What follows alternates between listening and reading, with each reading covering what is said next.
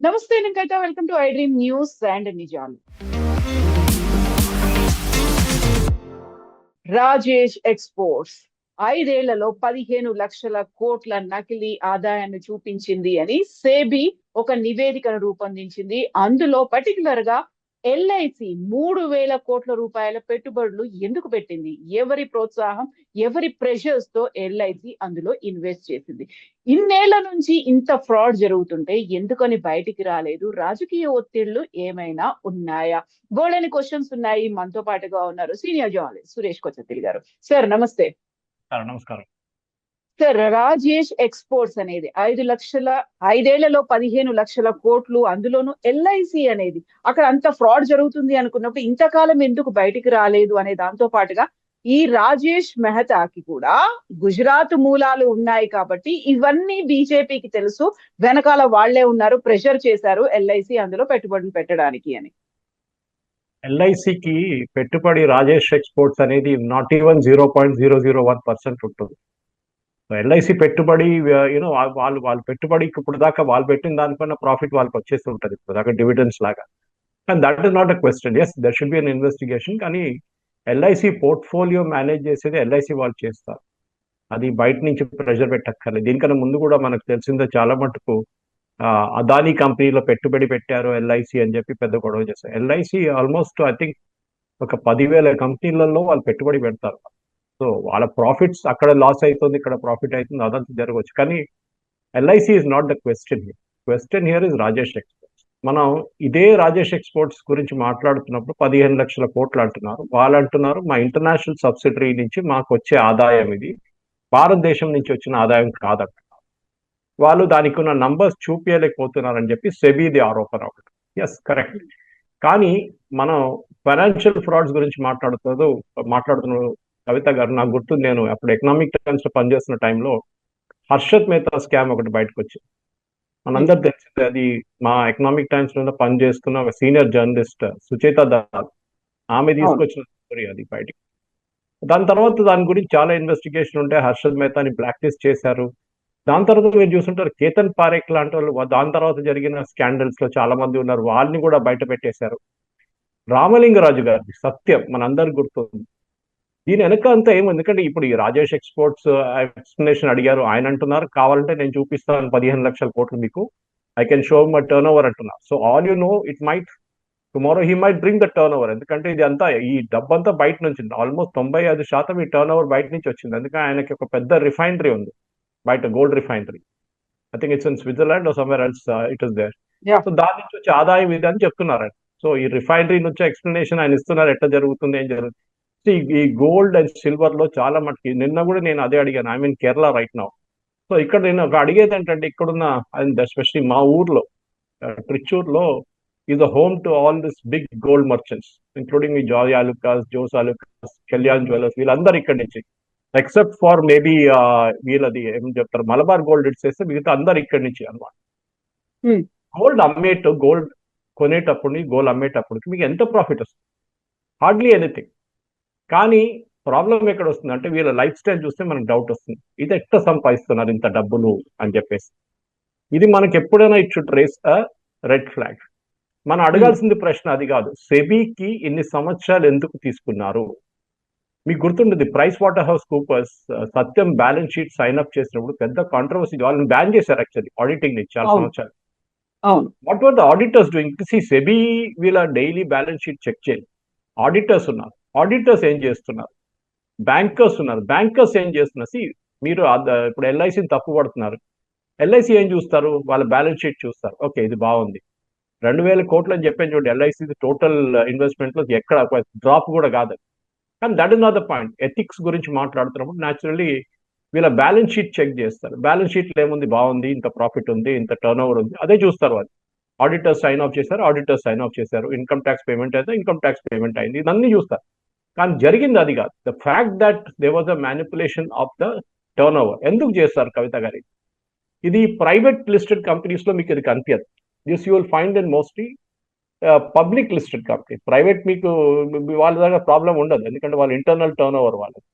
ఈ share value పెంచుకోవడానికి అదే రామలింగరాజు గారు కూడా చూశారు. ఆయన బ్యాంక్ ని డిఫ్రాడ్ చేయలేదు. విజయ్ మాల్యా చేసినట్లనో, మెహుల్ చోక్సీ చేసినట్లనో, లేకుంటే మిగతా వాళ్ళు చేసినట్ల, నీరవ్ మోడీ చేసినట్ల he didn't rob any bank. ఆయన ఏం చేశారంటే టీసీఎస్ కానీ ఇన్ఫోసిస్ తోని ఆయన అదే రేంజ్ లో ఉండడానికి టర్న్ ఓవర్ ఇన్ఫ్లేట్ చేశారు. ఇది మనకు అందరు తెలిసిందే స్టోరీ. అది ఏం చేశారు, నెక్స్ట్ ఇయర్ సేల్స్ కూడా ఈ ఇయర్ లో చూపించుకున్నారు. That is one way of looking at. Second is manipulating the sales also. Numbers చూపించి నంబర్స్ ని యాడ్ చేశారు. ఇది ఎవరు చెక్ చేస్తున్నారు? సేల్స్ ఇన్వాయిస్ ఎవరు చెక్ చేస్తున్నారు? రాజేష్ ఎక్స్పోర్ట్స్ కూడా అంతే అడగాలి మన ప్రశ్న. మీరు బయట నుంచి రిఫైనరీ దగ్గర టర్న్ ఓవర్ అమ్మారని చెప్పి కొన్ని భారతదేశం బయట అమ్మేసి ఉంటారు. Yes, where is the vouchers for that?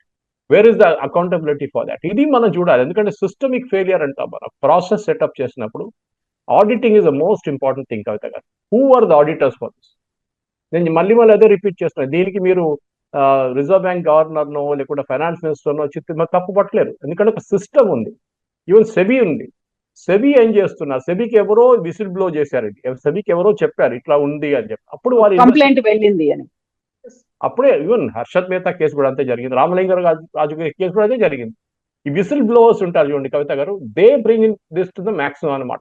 అక్కడే వీళ్ళు చూసుకోవాలి ఎందుకు ఇట్లాంటి ఒక ఫ్రాడ్ జరిగింది. ఎందుకంటే మీ ప్రాసెస్ ఏం చేసింది? వేర్ ద రెడ్ ఫ్లాగ్స్ అంటాం మనం ఎకనామిక్స్ దాంట్లో. Wear the red flags? ఈ రెడ్ ఫ్లాగ్స్ ఎందుకు రేస్ చేయలేదు? రెడ్ ఫ్లాగ్స్ నుంచి వచ్చిన వార్నింగ్స్ ఎందుకు జరగట్లేదు? ఇది మనం అర్థం చేసుకోవాలి. ఇప్పుడు దీంట్లో మీరు ఎల్ఐసి గురించి అంటారు. ఎల్ఐసి కాకుండా చాలా మంది నార్మల్ షేర్ హోల్డర్స్ ఉంటారు. వాళ్ళ సంగతి ఆలోచించండి. వాళ్ళ డబ్బులు ఎక్కడ పోయి ఉంటుంది? LIC can still sustain. ఎల్ఐసికి ఇది ఏం కాదు, నథింగ్, అబ్సల్యూట్లీ. సో మనం అడగాల్సింది ఏంటంటే నార్మల్ షేర్ హోల్డర్స్ ట్రస్ట్ ఉంటుంది చూడండి. మొన్న హెచ్డిఎఫ్సి బ్యాంక్ చూసాం మనం. అది దానికన్నా పెద్ద కాంట్రవర్సీ. ఎందుకంటే వాళ్ళ main person himself resign, actually the chairman himself resign from there, or MD resign from the bank. ఎందుకు? ఎథిక్స్ గురించి మాట్లాడారు. తర్వాత మనకు తెలిసింది ఎథిక్స్ ఏంటంటే అక్కడ మహారాష్ట్ర గవర్నమెంట్ ఒక పెట్టుబడి పెట్టారు, డిపాజిట్ చేశారు. ఆ డిపాజిట్ కి నార్మల్ ఇంట్రెస్ట్ కన్నా ఎక్కువ ఇంట్రెస్ట్ ఇచ్చారు. ఎందుకు? అది కమిషన్ దొరకడానికి. That is to get the deposit. ఇది చేశారు వాళ్ళు. దాన్ని మార్కెటింగ్ ఎక్స్పెన్స్ గా చూపించారు, విచ్ ఇస్ రాంగ్ టోటలీ.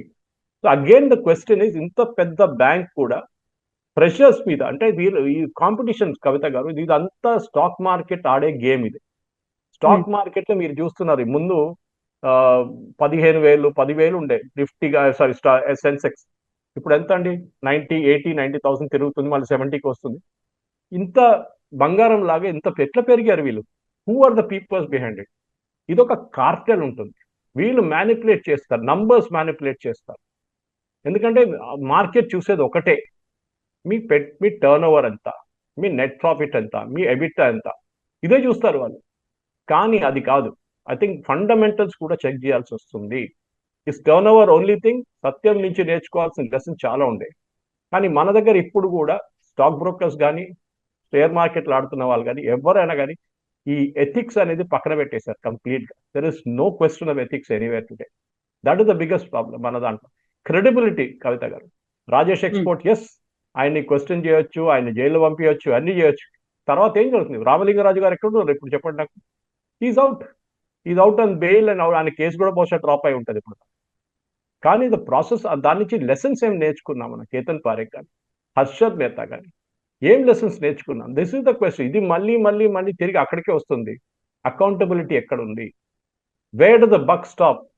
చైర్మనా, ఎండియా, బోర్డ్ ఆఫ్ డైరెక్టర్స్? సరే, మీరు బోర్డ్ ఆఫ్ డైరెక్టర్స్ అడగాలి. దీంట్లో బోర్డ్ ఆఫ్ డైరెక్టర్స్ ఉంటారు, దాంట్లో 2-3 ఇండిపెండెంట్ డైరెక్టర్స్ ఉన్నారు. వాళ్ళు నిద్రపోతున్నారా? వాళ్ళు ఏం చెక్ చేస్తున్నారు? డౌట్ రాలేదా మీకు? 95% టర్న్ ఓవర్ బయట నుంచి వచ్చిందంటే automatically the red flag should have been raised. How come బయట నుంచి వచ్చిన 95% టర్న్ ఓవర్ మీకు ఎవరు సర్టిఫై చేశారు? ఏ కంట్రీ నుంచి వచ్చింది? Where are the bank payments? Reconcile చేయడంలో చాలా ఈజీ కవిత గారు, కానీ the problem is very simple. దీన్ని మళ్ళీ we're repeating the same thing all over again. ఇప్పుడు రాజేష్ ఎక్స్పోర్ట్స్ వారం, 10 రోజులు, నెల, 2 నెలల తర్వాత మర్చిపోతాం. Till the next scandal will come. Then మనం మళ్ళీ లేచి కూర్చోం, అరే జరిగిందాయా, ఇదట్లా జరిగిందని. ఇది మన దగ్గర ఇక్కడ ఒకటి. You think that this is only in India? కాదు. మీరు లెమన్ బ్యాంక్ వినుంటారు, మీరు దాని తర్వాత ఎన్రాన్ కేసు వినుంటారు, మీరు ఎన్నో కేసులు ఉన్నాయి యుఎస్ లో కూడా, ఫ్రాడ్స్, ఫైనాన్షియల్ ఫ్రాడ్. ఎందుకంటే అది గ్రీడ్ అంటది. వాల్ స్ట్రీట్ కూడా నంబర్సే చూస్తారు వాళ్ళు. How are you performing? ఇప్పుడున్న ఏఐ బబుల్ మనం చూస్తున్నాం. నివిడియా కానీ మిగతా కంపెనీస్ కానీ ఇప్పుడు నౌ ఈవెన్ స్పేస్ ఎక్స్ చూడండి, now they going for public. ఈ numbers are not believable Kavitha గారు. ఐ మీన్ మన భారతదేశంలో లక్కీలీగా ఏంటంటే డైరెక్ట్ గా మన దగ్గర స్మాల్ ఇన్వెస్టర్స్ చాలా తక్కువ. మోస్ట్ ఆఫ్ దమ్ వాళ్ళు మ్యూచువల్ ఫండ్స్ లో పెడతారు. ఓకే, ఆ మ్యూచువల్ ఫండ్స్ నుంచి మ్యూచువల్ ఫండ్ మేనేజర్స్ ఇన్వెస్ట్ చేస్తారు. మన దేశంలో ఐ థింక్ చాలా మటుకు మిడిల్ క్లాస్ వాళ్ళు స్టాక్ మార్కెట్ లో ఇన్వెస్ట్ చేయడానికి భయపడతారు. ఎందుకంటే వాళ్ళకి ఆ రీడింగ్ లేదు. వాళ్ళకి they are not experts at reading numbers. EBITDA numbers కానీ మిగతా టర్న్ ఓవర్ నంబర్స్ కానీ టాప్ లైన్ ఏంటి బాటమ్ లైన్ ఏంటి దే కెనాట్ రీడ్ ఇట్. అక్కడే వస్తుంది. ఎస్, రాజేష్ ఎక్స్పోర్ట్ మనకి ఇంకా తెలియదు, ఎంక్వైరీ స్టిల్ గోయింగ్ ఆన్. బహుశా ఆయన రేపు ఆ టర్న్ ఓవర్ పేపర్స్ అన్ని చూపించిన తర్వాత, బ్యాంక్ స్టేట్మెంట్స్ అంతా ఇచ్చిన తర్వాత then SEBI may have backtrack చేయవచ్చు. కానీ ఇప్పుడున్న పరిస్థితిలో yes, the question is there. LIC గురించి I still stand by my statement. LIC వాళ్ళ పోర్ట్ఫోలియో మేనేజర్స్ చాలా కంపెనీలు చూస్తారు వాళ్ళు. ఎందుకంటే ఎల్ఐసి ఎందుకు పెట్టుబడి పెడుతున్నారు కవిత గారు? వాళ్ళకు వచ్చే ఆదాయం ఇంట్రెస్ట్ బ్యాంకులు వేస్తే మీకు అంత ఇంట్రెస్ట్ రాదు. We will invest in the stock market and multiply it. US లో పెన్షన్ ఫండ్స్ పెడతారు. యుఎస్ ఒకటే కాదు, చాలా కంట్రీస్ లో పెన్షన్ ఫండ్స్. వాళ్ళంటారు నార్మల్ మేము బ్యాంక్ డిపాజిట్స్ వచ్చి యుఎస్ అయితే జీరో బ్యాంక్ డిపాజిట్ ఇంట్రెస్ట్. బయట పెడితే మేము పెన్షన్ ఫండ్స్ పెడతారు. మన స్టాక్ మార్కెట్ లో ఉంది వాళ్ళ బయట నుంచి వచ్చే పెన్షన్ ఫండ్స్. ఎందుకు పెడుతున్నారు? Because they want higher value, returns కావాలి. 100 రూపాయలు పెడితే 500 రూపాయలు వాళ్ళకు సంవత్సరం తర్వాత కావాలి. సో దట్ వాళ్ళ పెన్షన్ వాళ్ళ ఉన్న ఎంప్లాయీస్ కి పే చేయడానికి వాళ్ళ దగ్గర డబ్బులు ఉంటుంది. దానికోసం చేస్తారు. దిస్ ద బిగ్ గేమ్ కవిత గారు. దిస్ ఇస్ ఒక నార్మల్ మిడిల్ క్లాస్ మనిషికి ఇది అర్థం కాదు. దీని మ్యానిపులేషన్ చాలా ఉంటుంది. నేను చెప్తున్నాను, ఇప్పుడు కూడా మీరు ఇప్పుడు చూస్తున్న కంపెనీస్ ఉన్నాయి, మీరు సేల్స్ చూడండి. I can give you numerous example. మీరు suppose you're real estate company, మీరు ఎన్ని యూనిట్లు అమ్మారు? Of course if you're not gone public there is no issue. Private అంటే మీరు ఏమైనా చేసుకోండి. కానీ ఇఫ్ యూఆర్ గాన్ పబ్లిక్ దగ్గర నుంచి డబ్బులు తీసుకొని స్టాక్ మార్కెట్ లిస్ట్ చేసిన తర్వాత మీ రెస్పాన్సిబిలిటీ ఉంటుంది. ఆ స్టాక్ మార్కెట్ లో లాస్ట్ ఇన్వెస్టర్ 100 షేర్లు కొన్న ఇన్వెస్టర్ మీద కూడా మీకు రెస్పాన్సిబిలిటీ ఉంటుంది. అది చూసుకోవాలి. Rajesh exports again is a systemic problem. మీరు ఎందుకు చేస్తారు? వాల్ స్ట్రీట్ అనే ఒక సినిమా వచ్చింది, మీరు చూసుంటారు బహుశా. దాంట్లో గార్డెన్ కేక్ ఒక స్టేట్మెంట్ అంటారు, గ్రీడ్ ఇస్ గుడ్ అంటారు. Greed is good. ఆలోచించండి, why is greed good? This is the question. తెలుగులో ఒక యాడ్ ఉంటుంది, మరక మంచిదే అనేటువంటి మాట. సో ఎందుకంటే డబ్బుల కోసం ఆడుకుంటారు వీళ్ళందరూ. మీరు నీరవ్ మోడీ కేసు చూశారు, మెహుల్ చోక్సీ కేసు చూశారు, విజయ్ మల్యా కేసు చూశారు. What these people do? వాళ్ళు ఏం లేదు, వాళ్ళు బ్యాంక్ నుంచి డబ్బులు తీసుకుని పారిపోయారు. That is a different game all together. మన దగ్గర కూడా ఒక మీడియా హౌస్, సికింద్రాబాద్ లో ఉన్న మీడియా హౌస్ ఇట్లానే 8,000 కోట్లు తీసుకొని మాయమైపోయాయి. కానీ that is not a game, that is a fraud. అది ఒక సపరేట్ ఫ్రాడ్. ఇక్కడ ఏం జరుగుతుందంటే మీ టర్న్ ఓవర్, లేనిలో టర్న్ ఓవర్ చూపించి నా దగ్గర 15 లక్షల టర్న్ ఓవర్ ఉంది, వేరే actual turnover would have been only 1,500 crores. 1,500 crores మీ పబ్లిక్ ఇష్యూ వాల్యూ ఉండదు. మీరు పబ్లిక్ ఇష్యూ తీయలేరు మీరు. సో న్యాచురల్లీ ఇన్ఫ్లేట్ చేసి చూపిస్తారు. నేను అక్కడి నుంచి గయానాకి పంపించాను, అక్కడి నుంచి దుబాయ్కి పంపించాను, అక్కడి నుంచి సౌత్ ఆఫ్రికాకి పంపించాను. ఎంత పంపించారు? ఎక్కడుంది ఇన్వాయిసెస్? ఎక్కడుంది పేమెంట్స్? ఎక్కడుంది బ్యాంక్ ట్రాన్స్ఫర్స్? ఇదంతా రికన్సైల్ చేయాల్సి వస్తుంది. The main point again Kavitha గారు, I come back what were the auditors doing. ఐసీడబ్ల్యూఐకి ఇది ఒక పెద్ద wakeup call. They have to strip the auditors off. నేను మళ్ళీ ప్రైస్ వాటర్ హౌస్ కూపర్స్ ఎట్లా తిరిగి వచ్చారు మళ్ళీ ఇంత పెద్ద ఫ్రాడ్ చేసిన తర్వాత? సంతకం వాళ్ళు పెట్టారు దాంట్లో. బ్యాంక్ ఆడిట్స్ అనేది చాలా చాలా కేర్ఫుల్ గా చేస్తారు. కంపెనీ ఆడిట్స్ కూడా అంతే ఉంటుంది. Because you are playing with the shareholders money. కష్టపడి డబ్బులు సంపాదించి మీ కంపెనీలో పెట్టుబడి పెట్టిన వాళ్ళది blood, tears and toil is there in that. మీరు దానికి రెస్పాన్సిబుల్. అండ్ చైర్మన్ కానీ, ఎండి కానీ, బోర్డ్ ఆఫ్ డైరెక్టర్స్ వీళ్ళందరూ దీనికి అకౌంటబుల్. వీళ్ళు board of directors independent directors, వాళ్ళని ముందు ప్రశ్నించాలి. మీరు ఏం చేశారు? మీరు నంబర్స్ చూడలేదా? మీరు ఇచ్చిన నంబర్స్ ఒకటే చూస్తారా? No, I have sat in some board meeting, even though I'm not a board member. కొన్ని బోర్డ్ మీటింగ్స్, నేను పనిచేసిన కంపెనీస్ లో కొన్ని బోర్డ్ మీటింగ్స్ లో నేను వెనక ఒక టీం ఉంటుంది, మేము నోట్స్ తీసుకుంటాము, we'll note down certain points at was spoken. ఎంత డెప్త్ గా అడుగుతారు కవిత గారు. I remember ICICI ex chairman Vaghul గారు ఒక చైర్మన్ గా కంపెనీ ఉన్నప్పుడు నేను చూసాను. Very particular, very particular. ఆయన అడిగే ప్రతి ప్రశ్నకి లిటరలీ డైరెక్టర్స్ మొత్తం ఇట్లా షివర్ అవుతారు. ఆ భయం ఉండాలి, అది లేదు. That is the problem. People like Rajesh వాళ్ళు సిస్టమ్తో ఆడుకుంటున్నారు. హర్షద్ మెహతా ఆడారు. హర్షద్ మెహతాతో ఏమైంది? ముందు ధీరుభాయ్ అంబానీ వచ్చినప్పుడు పెద్ద ఒక స్కామ్ ఉండే, అది కూడా స్కామ్ అని లేదు, అది ఈ literally ran the stock market. Scam అని చెప్పలేము, కానీ ఆయన ఆ స్టాక్ మార్కెట్ అప్పుడున్న స్టాక్ మార్కెట్లో అప్పుడు సెబీ ఇంత స్ట్రిక్ట్ గా లేరు. ఈ ర్యాన్ విత్ ఇట్. దానికి ఒక సినిమా కూడా వచ్చింది, బహుశా గురువు అని ఏదో సినిమా ఒకటి వచ్చింది కూడా దీని గురించి. Harsha I mean you see the rise of Dhirubhai Ambani. Ambani rise is very clear. ఆయన అప్పుడున్న stock, because he was one of the first person stock market అనేది ఏంటని మన మిడిల్ క్లాస్ కి నేర్పించిన మనిషి ధీరుభాయ్ అంబానీ. ఆయన కంపెనీ కట్టారు, ఆయన లైసెన్స్ రాజులు ఆడుకున్నారు, ఏం చేశారని మనకు సంబంధం లేదు. But he Ryan a business. దాంట్లో అప్పుడున్న పారామీటర్స్, అప్పుడున్న ఫ్రేమ్ వర్క్ లో హీ ర్యాన్ ఇట్. ప్రాబ్లం ఎవరికి డిస్ప్యూట్ లేదు. సో ఇప్పుడు జరిగిన ఈ రాజేష్ ఎక్స్పోర్ట్స్, ఎస్ చాలా ప్రశ్నలు ఉన్నాయి. ఎర్లీ స్టేజ్ ఎంక్వైరీ కూడా ఇంకా మొదలు కాలేదు, కానీ SEBI has raise certain red flags.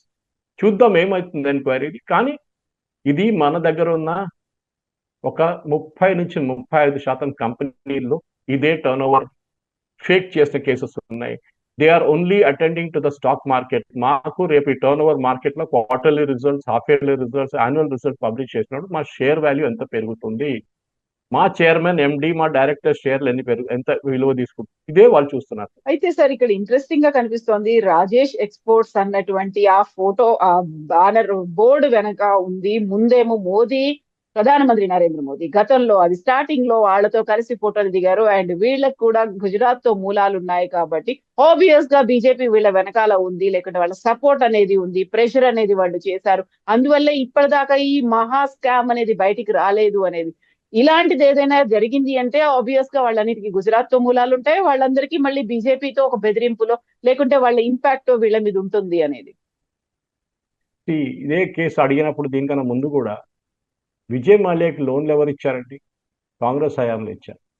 అప్పుడు గుజరాత్తో సంబంధం లేదు.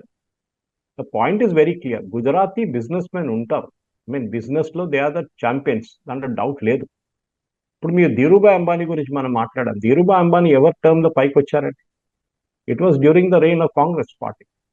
ఇప్పుడు మోదీ గారు ఒక ఫోటో తీసుకున్నారు, మోదీ గారితో ఎవరు సెల్ఫీ తీసుకున్నారని చెప్తే మోదీ గారిని దాన్ని తప్పట్లేదు. మేబీ ఆయన ముఖ్యమంత్రిగా ఉన్నప్పుడు, లేకుంటే దాని తర్వాతనో ఏదో ఒక ప్రాజెక్ట్ ఇనాగ్రేషన్కి ఆయన వెళ్ళి ఉంటారు. ఆయనకి బ్యాలెన్స్ షీట్ తెలియదు కదా, ఆయనకి తెలియదు ఏం జరుగుతుంది. అఫ్ కోర్స్ వాళ్ళ ఆఫీస్ చెక్ చేయాల్సి ఉండే, what is the background of this గా, they would have checked, okay very good company, public issue చేస్తారు అది ఇది. కానీ that photos itself under dispute. కానీ that is not a question. Modi గారు వెళ్ళారు, మోదీ గారు చేశారు, ఎస్. కానీ మిగతా స్టేట్ లో రామలింగరాజు బ్యాంక్రప్ట్ అయినప్పుడు ఎవరెందుకంటే అడగలేదు? ఇక్కడ ఉన్న కాంగ్రెస్ ముఖ్యమంత్రులు ఉన్నారు కదా ఆ టైంలో. I'm not sure whether TDP or Congress, ఎవరో ఉన్నారు ఆ టైంలో. బీజేపీ అయితే లేరు కదా ఇక్కడ. అప్పుడు మీరు తప్పట్టారా అక్కడ ఉన్న గవర్నమెంట్ ని? వీళ్ళు ఎందుకు బ్యాక్ చేశారు? వీళ్ళెందుకు రామలింగరాజుతో చాలా ఫోటోలు దిగారు? సత్యంకి ఇంత ల్యాండ్ ఎట్లా ఇచ్చారు? ఇదన్నీ అడగొచ్చు అప్పుడు కూడా. ఓకే, బహదూర్పల్లిలో ఉన్న ఇంత పెద్ద, ఇప్పుడు టెక్ మహీంద్రా అని ఉన్న ఒక place belong to Satyam actually. ఎవరు ఇచ్చారు అంత ల్యాండ్ వాళ్ళకి? ఇప్పుడు అక్కడ మహీంద్రా యూనివర్సిటీ ఉంది అక్కడ. So we can ask such questions, there is no problem. కానీ దాన్ని మోదీ గారిని ఇన్వాల్వ్ చేయడము జస్ట్ ఫర్ పొలిటికల్ డిబేట్ అంతే. అట్లా తీస్తే మీకు కాంగ్రెస్ హయాంలో జరిగిన స్కామ్లు ఎన్ని ఉండండి. స్కార్పియన్ నుంచి, కోల్ నుంచి, 2G నుంచి, ఆగస్టా వెస్ట్‌ల్యాండ్, కామన్వెల్త్ గేమ్స్ స్కామ్ల మీద స్కామ్ ఉండే. బట్ దాంట్లో సోనియా గాంధీ తప్పు, లేకుంటే మన్మోహన్ సింగ్ తప్పు అని చెప్పలేదు. Because genuinely the scams were there. Ministers నడిపించారు స్కామ్. రాజా నడిపించారు 2G, కల్మాడి నడిపించారు కామన్వెల్త్ గేమ్స్ స్కామ్. ఇదంతా జరిగింది వాళ్ళ హయాంలో. కానీ ఎస్, ఒక పొలిటీషియన్ గా ఉన్నప్పుడు మనం చాలా కేర్ఫుల్ గా ఉండాల్సింది. మనం ఎవరితో ఫోటో తీసుకుంటామని మనం ఎవరిని ఆపలేము. ఎవరో వచ్చి మనతో ఫోటో తీసుకుంటారు. రేపు రేవంత్ రెడ్డి గారితో తీసిన ఫోటో రేపు ఆ కంపెనీ పోయింది అనుకోండి, వాళ్ళు రేవంత్ రెడ్డి గారిని తప్పు పడతారు? No, you cannot do that. Politics లో యాజ్ ఇన్ లైఫ్ మనతో ఎవరు ఫోటో తీసుకుంటారో, ఎవరు సెల్ఫీ తీసుకుంటారో మనకు తెలియదు. అండ్ రేపు ఆ ఫోటో పెట్టుకొని మన మీద ఆరోపణ చేయడం తప్పు. సరే, మోదీ గారు ఏమైనా స్పెషల్ ఫేవర్స్ చేశారా? అట్లా ఉంటే మనం మీరు చెప్పొచ్చు. You can even go to the court for that. అదేం లేదు. ఆయన బహుశా ఇనాగ్రేషన్ కో, రిబన్ కటింగ్ కో, శంకుస్థాపనకి వెళ్ళి ఉంటారు. ఎస్, దాంట్లో తప్పలేదు కదా. ఇప్పుడు జరిగిన స్కామ్ కూడా మీరు అడగొచ్చు, సెబీ ఏం చేస్తున్నారు? SEBI was suppose to be looking at all this. But SEBI పని ఏమంటారు? ఆడిటర్స్ చూడాలంటారు. ఆడిటర్స్ అంటారు మాకు ఇచ్చిన ఫిగర్స్ మేము చూస్తాం. ఆడిటింగ్ లో అదొకటి ఉంది. మీరు చూపించిన ఫిగర్స్ మీరు ఆడిట్ చేస్తారు, చూపించలేదు మీరు ఆడిట్ చేయలేరు. సత్యంలో అదే జరిగింది. మీకు నెక్స్ట్ ఇయర్ సేల్ మీ ఇయర్లో ఎట్లా తీసుకుంటారండి? ఇంటర్నేషనల్ పేమెంట్స్ వచ్చిందా మీకు? బయట నుంచి పేమెంట్స్ ఎవరు పంపించారు? మీకు క్లయింట్స్ పేమెంట్ పంపించారా? మీరు దాని ఇన్వాయిసెస్ చెక్ చేశారా? బ్యాంక్ ట్రాన్స్ఫర్స్ చెక్ చేశారా? ఏం చెక్ చేయకుండా మీరు సంతకం పెట్టి ఆడిటెడ్ అని చెప్తే దాని మీద ఒక స్టాంప్ కొట్టేస్తే అయిపోతుంది. ఇది కాదు. Yes, there has to be accountability at every level, and especially ఫైనాన్స్లో. ఎందుకంటే మన నంబర్స్ మీద మన స్టాక్ మార్కెట్ మొత్తం ఆడుకుంటుంది. భారతదేశంలో బహుశా ఈ స్టాక్ మార్కెట్లో అన్నిటికంటే పెద్ద ఇన్వెస్టర్స్ గుజరాతీసే ఉన్నారు, దాంట్లో డౌట్ లేదు. దాంట్లో యూ గో టు ముంబై, వాళ్ళు దే లిటరల్లీ డామినేట్ ఆ మార్కెట్. బట్ దాంట్లో వాళ్ళు తప్పు పట్టలేం కదా, గుజరాతీలు అందరు ఇట్లా ఉన్నారు కాదు. No way. They are genuine investors, they are genuine shareholders, they are genuine stock market experts. వాళ్ళు ఉన్నారు. వాళ్ళు ఏదో ఒకటో రెండో మూడు అక్కడిక్కడ దొరికితే వాళ్ళ తల మీద వేయడం, I don't think it's right to blame one community for. Exactly. ఇక్కడే ఇంకొక క్వశ్చన్ కూడా వస్తుంది. ఇప్పుడు రాజేష్ ఎక్స్పోర్ట్స్ అంతా కూడా స్విట్జర్లాండ్ బేస్డ్ గా జరిగింది, అక్కడే ఎక్కువ గోల్డ్ రిఫైనరీ అనేది ఉన్నప్పుడు మోదీ కూడా స్విస్ బ్యాంకుల్లో ఉన్నటువంటి బ్లాక్ మనీని మేము తీసుకొస్తాము అని చెప్పారు. కానీ స్విట్జర్లాండ్ లో రాజేష్ ఎక్స్పోర్ట్స్ 15 లక్షల కోట్ల ఒక స్కామ్ అనేది చేస్తే దాన్ని బయటికి తీసుకురాలేదు. అక్కడే ఏదో మతలబ్ ఉంది, సంథింగ్ ఈజ్ ఫిషీ అనేటువంటి మాట. ఫస్ట్ ఆఫ్ ఆల్ మనం బ్లాక్ మనీ అనేది డిఫైన్ చేయాల్సి వస్తుంది. What is black money? Black money is unpaid tax. Okay, మీరు ఒక కంపెనీ టర్న్ ఓవర్ మీద మీరు ట్యాక్స్ కట్టకుండా ఆ డబ్బులు బయట పెట్టుకున్నారు. ఓకే, ఫర్ ఎగ్జాంపుల్ మీరు రాజేష్ ఎక్స్పోర్ట్స్ తీసుకోండి. ఆయనకి 1,00,000 కోట్ల టర్న్ ఓవర్ ఉండే, ఆయన దాని మీద ట్యాక్స్ కట్టారా స్విట్జర్లాండ్ లో? లేదా? అంతే, that's a question. Because he doesn't need to pay tax in India. మన దగ్గర ప్రాబ్లం ఎక్కడ వస్తుందంటే మన దగ్గర డబుల్ టాక్సేషన్ అగ్రిమెంట్స్ లేని కంట్రీస్ లో ట్యాక్స్ కట్టట్లేదు ఎక్కడో ఒక చోట్ల. బ్లాక్ మనీకి బ్లాక్ కలర్ కాదు. అండ్ మోదీ గారు చెప్పిన మాట అప్పుడు మీకు అందరు చాలా పెద్ద స్టోరీ చేశారు, దాన్ని అందరికి 15 లక్షలు వస్తుంది చెప్పలేదు. ఆయన ఏం చెప్పారంటే బయట ఉన్న డబ్బులు రిటర్న్ భారతదేశానికి తీసుకొస్తే ప్రతి భారతీయుడి దగ్గర 15 లక్షల రూపాయలు వాళ్ళ పాకెట్లో పెట్టొచ్చు. అండ్ దాని తర్వాత ఏం జరిగింది? ఇది కేసు వెంటతో సుప్రీంకోర్టు. సుప్రీంకోర్టు ఒక ఎస్ఐటి సెటప్ చేశారు. ఎస్ఐటి ఇప్పుడు కూడా ఇన్వెస్టిగేట్ చేస్తున్నారు, ఎందుకంటే వాళ్ళు పెద్ద లిస్ట్ ముందు ఇచ్చారు. ఆల్ ద స్విస్ బ్యాంక్ వాళ్ళు, కానీ స్విస్ బ్యాంక్స్ చాలా మటుకు కాన్ఫిడెన్షియాలిటీ డిమాండ్ చేస్తారు. మేము మీకు ఇచ్చే ఇన్ఫర్మేషన్ మీరు బయట పెట్టకూడదు, you can use it for criminal investigation. చేశారు, చెక్ చేశారు.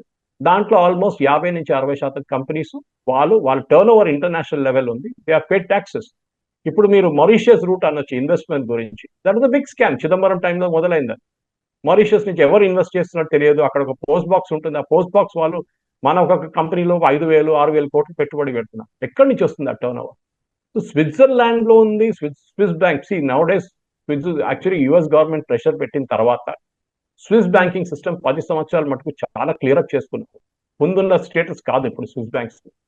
కొత్త there are many you know tax havens ఉన్నారు. కేమెల్ ఐలాండ్స్ ఉంటుంది, గిబ్రాల్టర్ ఉంటుంది, బహామాస్ ఉంటుంది. ఎక్కడ కూడా పెడతారు వీళ్ళు తీసుకెళ్లి డబ్బులు.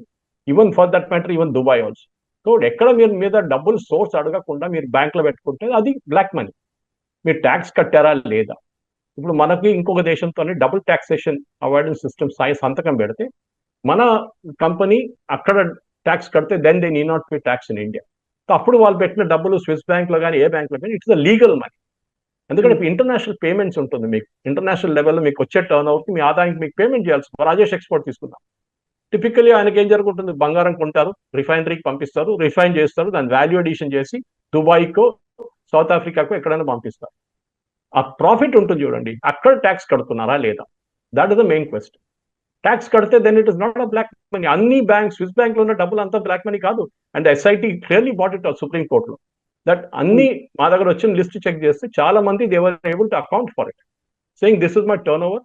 ఈ టర్న్ ఓవర్ లో మా పేమెంట్స్ ఇక్కడ నుంచి వచ్చింది, ఆ పేమెంట్ స్విస్ బ్యాంక్ లో ఉంది, ఆ స్విస్ బ్యాంక్ అని మేము ట్యాక్స్ కట్టాము అక్కడ, దాన్ని బట్టి ప్రాఫిట్ మా ప్రాఫిట్ ఎంత ఉంది దానికి ట్యాక్స్ కట్టేసాం. And this is the proof of tax. ఫైర్ అన్న అది మన దగ్గర ఒక ఫ్యాషన్ అయిపోయింది. స్విస్ బ్యాంక్ లో that is the laughing matter. Swiss bank కాదు, ఇట్ ఇస్ స్విస్ లో అట్లీస్ట్ స్విట్జర్లాండ్ ఒక సిస్టమ్ ఉంది. మీరు కేమెన్ ఐలాండ్స్ కానీ మీరు బహామాస్ కానీ చాలా మటుకు ఇట్లాంటి ఎక్కడ కూడా ఉంటుంది. అట్లాంటి రాజ్యాల్లో చట్టాలు కూడా లేవు. And you can invest there. అక్కడ మీరు లెటర్ ఆఫ్ రాకెటరీ పంపిస్తే ఏం పంపిస్తే కూడా వాళ్ళు రెస్పాండ్ చేయరు. అట్లీస్ట్ స్విస్ బ్యాంక్స్ రెస్పాండ్ చేస్తారు మీరు. అది important. Rajesh export, I'm coming back to that again Kavitha గారు, ఇన్వెస్టిగేషన్ జరగాల్సింది. బట్ నేను మళ్ళీ ఏం చెప్తున్నా అంటే ఒక రామలింగరాజు సత్యం మనం చూసాం, అది మళ్ళీ రిపీట్ అయింది, దాని తర్వాత మళ్ళీ రిపీట్ అయింది. బికాస్ గ్రీడ్, టర్న్ ఓవర్ కోసం ఏమైనా చేస్తారు, ఫిగర్స్ ఫేక్ చేస్తారు. ఎందుకంటే మీ షేర్ వాల్యూ పంచాలి మీకు, అదే ఉంది బాటమ్ లైన్. ఇది మీరు ప్రైవేట్ కంపెనీస్ లో లేదా అంటే అన్లిస్టెడ్ కంపెనీస్ లో లేదా అంటే ఉంది, కానీ అన్లిస్టెడ్ కంపెనీస్ లో బికాస్ ఆ షేర్ వాల్యూ పెరగడమో తగ్గడం కాదు, వాళ్ళు టర్న్ ఓవర్ మీద ఆడుకుంటారు.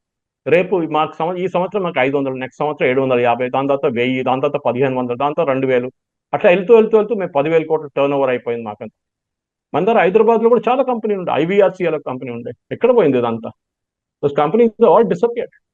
అట్లాంటి మన దగ్గర చాలా మటుకు కంపెనీలు దే హ్యావ్ రియల్ ప్రాబ్లమ్స్ వాళ్ళకి, కానీ మన సిస్టమ్ ఫెయిల్ అవుతుంది, అదే ప్రాబ్లం అనమాట. ఆడిటర్స్ ఫెయిల్ అవుతున్నారు, రెగ్యులేటరీ ఏజెన్సీస్ ఫెయిల్ అవుతున్నారు, of course even organised like reserve bank of India fail. కానీ ఒక్క step, first step should be always the board of directors. వాళ్ళ బోర్డ్ ఆఫ్ డైరెక్టర్స్ క్వాలిటీ మీద ఉంటుంది. ఇప్పుడు మీరు చూడండి, టాటాలో ఇంత పెద్ద గొడవ జరుగుతుంది, ఓకే, బోర్డ్ ఆఫ్ డైరెక్టర్స్ లో చంద్రశేఖర్ గారు ఉన్నారు, నాన్ ఫ్యామిలీ మ్యాన్, టాటా కాదు, బట్ అక్కడున్న నోయల్ టాటా కానీ మిగతా వాళ్ళకి కొన్ని వెస్టెడ్ ఇంట్రెస్ట్ ఉంది. దట్ మేము కొంతమంది పార్సీస్ నే ఉంచుకుంటాం కొన్ని ట్రస్ట్ లో, దాని మీద ఉన్న డిస్ప్యూట్స్ ఉన్నాయి. మొన్న one of the Tata members, senior వాళ్ళ family members lady was removed from Tata finance because నష్టాలు చాలా ఎక్కువ అయిపోయినాయని చెప్పేసి. ఎక్కడ ప్రాబ్లం వస్తుందంటే, if you're trying to hide your losses, మీ నష్టాలని మీరు దాచి ఎక్కడ పక్కన పెట్టేస్తే దాన్ని షుగర్ కోట్ చేసి పెయింట్ కొట్టి దాన్ని ఏదో ప్రాఫిట్ గా చూపించి, అక్కడ దాట్ ఈస్ టోటలీ అన్యాక్సెప్టబుల్. అది ఎస్ సార్, మీరు వచ్చిన తర్వాత మళ్ళీ మాట్లాడుకుందాం. Thank you so much sir. Thank you very much. Thank you. Bye. Thank you sir.